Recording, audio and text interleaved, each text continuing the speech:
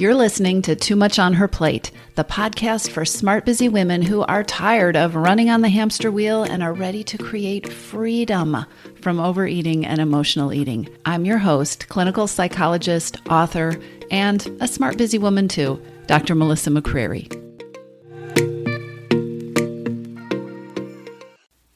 Today I want to talk with you about something I call snowballing. Snowballing is one of the most common patterns for triggering overeating and emotional eating and vicious cycles that you can get really caught in with this stuff. But before I dive into today's episode, I have a favor to ask.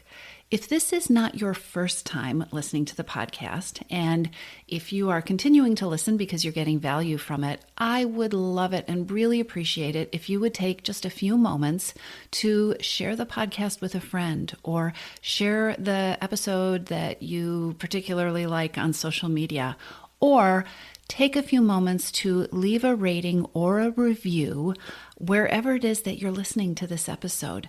These reviews help a lot. They make it so much easier for this podcast to be found and for me to spread the word that diet mentality and self-blame and working harder and feeling bad about yourself are not the path to creating freedom from overeating and peace with food. So if you appreciate the podcast, if you could leave a review and share the message, that would be fantastic. And if this is your first listen, enjoy the episode. And if you like what you hear, I would love it if you would spread the word. Okay? So today I want to talk with you about a concept that I call snowballing.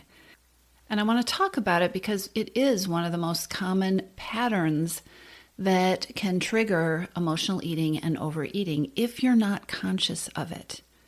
And if you're not conscious of it, you might very well be in its power. All right. So I want to start by telling you a story. I've got a few stories. I'm going to change the names and a few of the details to protect privacy. And actually, these stories are so common that although I'm telling you about one person, I'm actually describing so many smart women who I've worked with. So the first person I want to tell you about is Cheryl. And again, this is not her real name. Cheryl had broken a pattern of binge eating, a very strong, lasting pattern that she had of binging. And she had done this during a very difficult time in her life. Now, one of the things that happens when you stop numbing your feelings with food, it's not very sexy, but one of the things that happens when you stop numbing your feelings with food is that you become more aware of your feelings. And sometimes you also become more aware of why you wanted to avoid them in the first place. So Cheryl was in that position. She had tackled some really difficult personal and professional situations at the same time, and she was also allowing herself to actually experience the feelings that went along with them. That's how she was able to take care of these things in a different way. And she wasn't binging. So tough personal and professional situations, feeling her feelings instead of numbing them by binging, not binging, which was something she really wanted to figure out how to do. And on top of that, she had gotten into a groove with her eating and had found a way of eating that actually felt good. And not only did the way of eating feel good to her, it left her feeling good and energized and not deprived when she ate this way. So things were starting to hum for Cheryl. Right? And much to her surprise, because she didn't expect it was possible, she wasn't obsessed with eating. She was enjoying eating. Okay? And on top of this, Cheryl had gradually, as she'd been making these changes, found a way to move her body that she loved. So she was shocked by this too, but she was loving doing these spin workouts. They were feeling really good. And she had this way of moving on top of everything else that she wasn't forcing herself to do. It felt good, right? So you could say that things were really turning a corner for Cheryl. Cheryl was moving well into freedom from overeating and peace with food and a relationship with her body and with eating and food that she liked. Except for this. So diet mentality and the thoughts and the beliefs that go with that about food and weight, those old patterns, they run really deep. And diet mentality doesn't give you credit for all the good stuff, for the steps, for the changes. Because within diet mentality, there is only one measure of success. There is only one measure of good, in air quotes.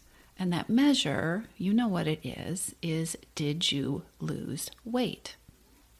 And so Cheryl got out her scale and she stepped on the scale, which, by the way, that's another thing that she had done that had felt really good to her.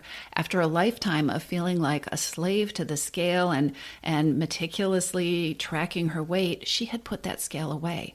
She had not been weighing herself religiously, and she couldn't remember a time when she hadn't been doing that. So, diet mentality is very strong. The thoughts and the thought patterns and the beliefs that go with diet mentality, those grooves are really deep in our brain. And so one day, Cheryl had the thought, I wonder if this is working. Isn't this funny how your brain works? There's all this evidence that this was working for Cheryl, that this was on the way to working for Cheryl, that good things were unfolding. Her happiness, decreased stress, the way that she was eating in a way that was leaving her feeling energized. She was no longer experiencing the mood swings and the bloatedness and the discomfort from her old way of eating. The fact that she wasn't binging anymore. The difficult situations that she had made it through in a different way than she'd ever been able to handle them in the past.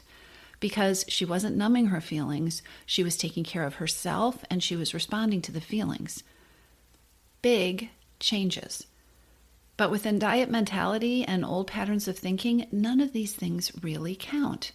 And within that old diet mentality, those old grooves in your brain, it is so easy to have all that stuff happening and have this thought, I wonder if this is really working.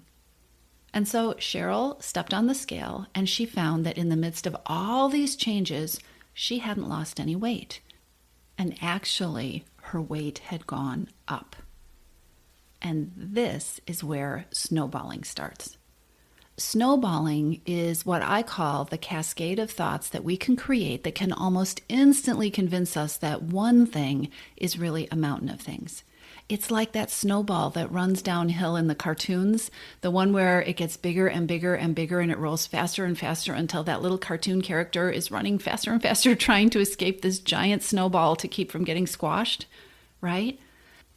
Snowballing is when our thoughts combine and get so tangled up and so big, and we forget that they're just thoughts.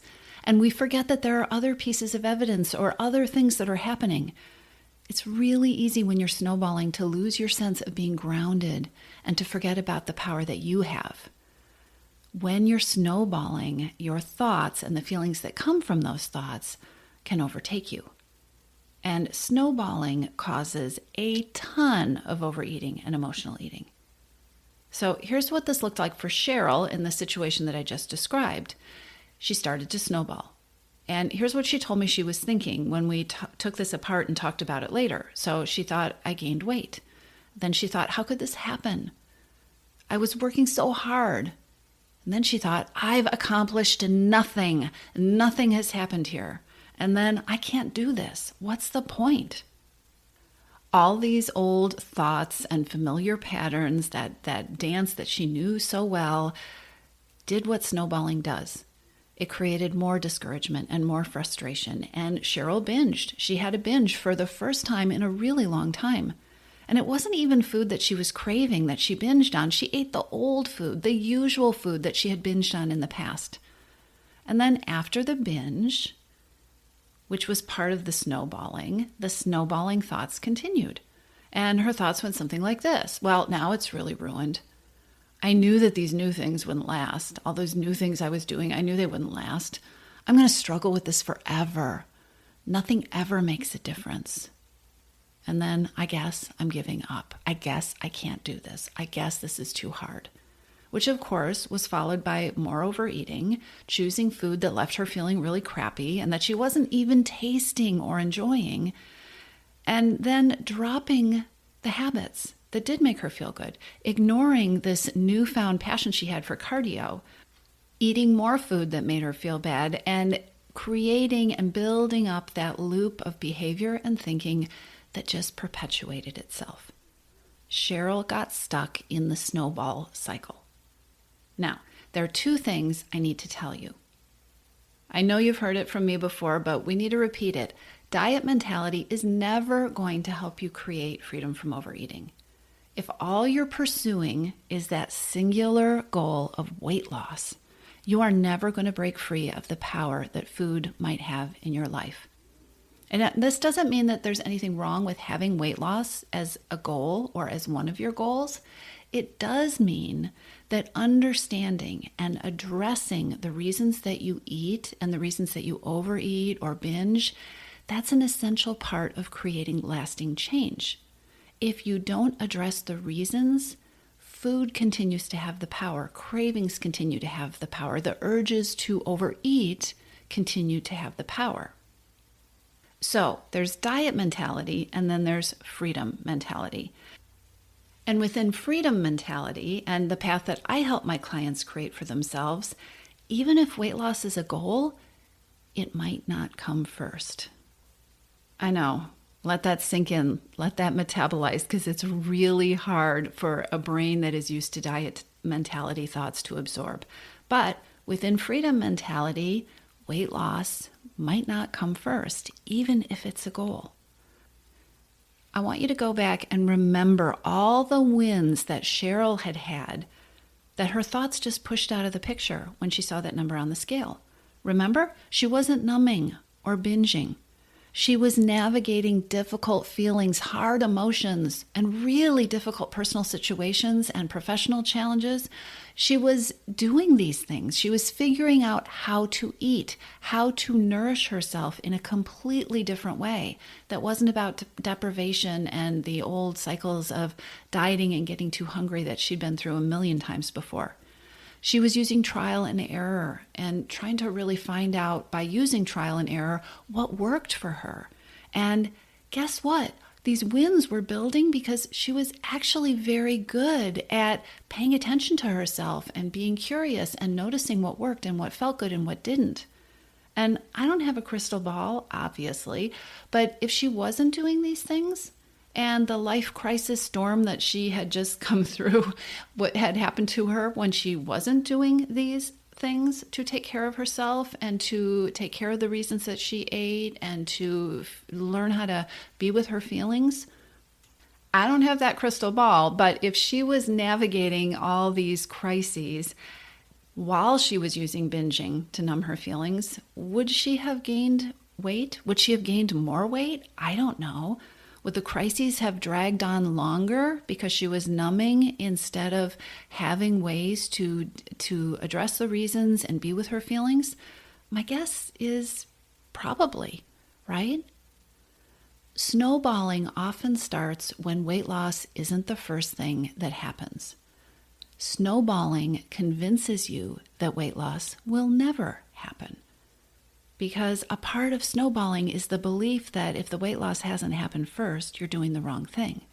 Snowballing convinces you that you're doing it all wrong. And that's not true. Because here's the second thing I want to tell you. Diet mentality helps reinforce this notion that if you achieve your one goal, that magical goal, that number on the scale, or fitting into that pair of jeans again, all will be fixed. And this is really a lie. The truth is, you'll go through tough times like Cheryl. They'll just be your particular tough set of circumstances. And you might feel challenged in your eating, or you might binge, or you might have a bad day, or you'll go off track, or whatever the words are that you call it when things don't go as planned or as you want them to with food. Freedom mentality means that you have ultimately created a relationship with food and a way of eating that actually works for you, that doesn't leave you feeling deprived, that you enjoy and that you can return to. It's not something you have to make yourself do, which is so different from that cascade of snowballing. If you have a bad day, you just take the next step. If you have a binge, I don't know, you can drink a glass of water or you could be kind to yourself. But the point is, you get to just go back to doing what works for you without the drama, without that snowball of stories of it all being ruined and you being bad and it being a failure and it all being impossible and it all being too hard. And don't worry, I'm not going to leave you hanging because I know many of you, if not all of you, are wondering, but she gained weight. What about this gaining weight part of this thing?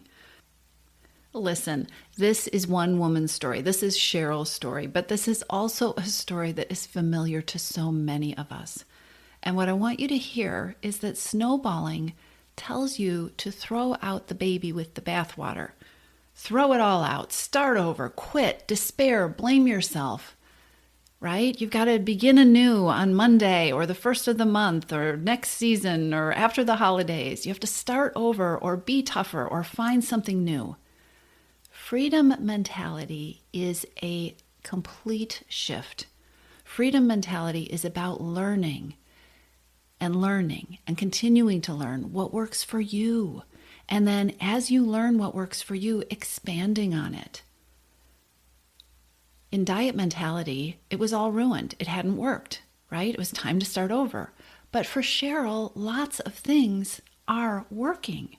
And if she sticks with them and fine-tunes them and keeps learning what works and what doesn't, and also, okay, how can she make these things work better? Or how can she fine-tune things to help her move towards all of her goals or the next one of her goals? As she does this, she will keep unfolding what it looks like to achieve her goals, to get where she wants to go by eating in the way that works for her to get her to the goal she wants, in a way that's designed to be a lasting way of living at her goal, being the woman who lives at her goal instead of is constantly trying to get there or stay there. So let me show you a little bit of what it looks like to not be snowballing. I want to tell you about another client of mine who is in mid-process of creating a new relationship with food. And she was recently describing to me how her eating is, I guess I would say, evolving. Even though it's not exactly where she wants it to be yet, she can see changes happening, right? So she's working through the Missing Piece program. She's learned a lot about the reasons that she overeats, and she's also discovered ways to take care of those reasons, which for her often are strong feelings. She's an emotional eater, and so often in the past, she has used food as a way to numb feelings like fear and anxiety. And in the Missing Piece program, she's been learning how to handle these strong feelings that she has, how to take care of herself in ways that aren't reaching for something to eat. Now, she hasn't achieved her goals yet, but she's also not stuck in snowballing. And so this is how she describes what she sees currently happening with her eating. She said, sometimes I still eat more than I want to, or I eat foods that I don't necessarily wish that I was eating, but the reasons aren't the same as they used to be. So as she describes it, it feels like she's untangling her eating and her overeating from the reasons that she used to overeat in the past. And so sometimes she'll recognize a trigger, or she'll have a feeling that would have led her to overeat in the past. And sometimes she'll still do it. And she said that sometimes I just feel like there's just this old automatic eating habit that I haven't figured out, what to do about yet. So we talked more about this, and she said, what's different now is I can see the patterns. I can kind of step back and see the patterns, and I feel less compelled to act. I feel less compelled to eat most of the time, not always. And sometimes I still do, because I'm not always sure what else I can do when I'm in that situation or I'm feeling that way, but I'm learning, and I can see that I'm learning. And when I look, I can see the effects of that learning. And I can also see the reasons more clearly why I got in this overeating pattern. I understand it more. It makes sense to me, even though it's not something I want to continue. So I can see that happening, like maybe I have a real anxious feeling. And so when the eating happens, I'm not so hard on myself. Even when I do a kind of eating that I didn't really want to do, I can see why it happened. And I can also see the progress I'm making in creating a shift and doing something differently, so that when it does happen, I'm not so hard on myself. And what she said is what I want you to hear. It's that seeing these things and noticing the progress that is happening that isn't about the number on the scale, This stops the snowball effect. This is so important. This is so important because what she said is, even when I do eat more than I want to eat, now I can step back. Now I can see what's going on. I can also see that eventually I'm going to be able to figure out how to shift this. If I keep doing this work, I'm going to get to my goal without any dieting at all. That part of your brain that has been raised on diet mentality doesn't want to hear this, but it is true. Sometimes weight loss doesn't happen first. And it doesn't mean you're doing everything wrong. Often it's a sign that you are doing lots of things right, that you are building a new foundation, that you are creating a new approach, and that you are owning, well, not just owning, you're creating a relationship with food that you want to own and that you can have for the rest of your life. So if you catch yourself snowballing, first, I want you to congratulate yourself, because here is the deal. Noticing that you are snowballing, noticing that you are telling yourself a bunch of unhelpful thoughts that are getting you stuck, noticing what's happening is the first step to breaking the cycle. And that is true even if you notice later than you wanted to, even if you notice the week after or 2 weeks into the cycle. Noticing is the first step. Notice the thoughts that are building the snowball of hopelessness. And then I want you to look for other thoughts. I want you to ask yourself, what has worked? What was working? What has changed? What kind of positive things have I been doing? Ask yourself what you know about why you want to step away from diet mentality. Remind yourself why diet mentality didn't work for you. Remind yourself why it hasn't worked in the past. Remind yourself what doesn't feel good about it. If you are making a shift from diet mentality to freedom mentality, then you're making a shift, and it's going to feel awkward and maybe even graceless at times. And it's important to remember that snowballing is big and dramatic and lots of thoughts that seem to fit together. The way out of that cycle is often by choosing simple, doable actions. So, for instance, to go back to Cheryl, when she became aware of the snowballing, she did some very simple things. She made a list of what was and is and had been working for her. She reminded her brain. She created some new thoughts to focus on. She reminded herself that there were things, really important things that were working. And then she picked something very simple, something that felt simple to her to focus on. In the midst of a snowball, your thoughts tend to leave you feeling like you need to focus on a million things at once. You need to change everything. You need to do something drastic. No, the way out of the snowball is to pick something simple that you can do. So for Cheryl, what felt simple and doable to her was to keep focusing on eating in a way that left her feeling good. To keep focusing, not to start over, not to find a way, but to remember that she already knew, and she had been doing for a number of weeks, a way of eating that left her feeling good. That was her starting point. And actually, that's not even the right way to say it, because it wasn't a starting point. It was her stepping back on the path that she wanted to be on. And she's moving forward now, one step at a time. So here's the final takeaway I have for you. Snowballing is just going to happen. Snowballing will happen. Our brains like to snowball. They like to create a negative snowball effect with our thoughts and beliefs. It's just how we're wired. Don't make it your goal to have snowballing never happen, right? Don't be the person who decides, if I get this right, snowballing will never happen to me. It's not doable. The goal, the winning goal, the helpful goal is to know that snowballing will happen and to know how to pull yourself back to what works when it does. So that's snowballing. It's not the end of the world. It's just a bunch of thoughts and beliefs, and you get to choose what you want to do with them. I'll talk to you soon. If you're ready to lose your overeating and emotional eating habits, and you are ready to step into a relationship with food that fits you, one that doesn't rely on willpower and deprivation, then now is the time to join your missing piece. Enrollment is open, and this is the perfect time to join me. Go to toomuchonherplate.com/freedom or just click on the link in the show notes. Your Missing Piece is the program where I show you step-by-step how to create freedom from overeating with a unique combination of psychologist-designed, personalized work with me, coaching, and smart strategy. You'll learn how to reclaim your power, ditch the diets, and create results that are built to last. Check it all out at toomuchonherplate.com/freedom, and I'll see you inside.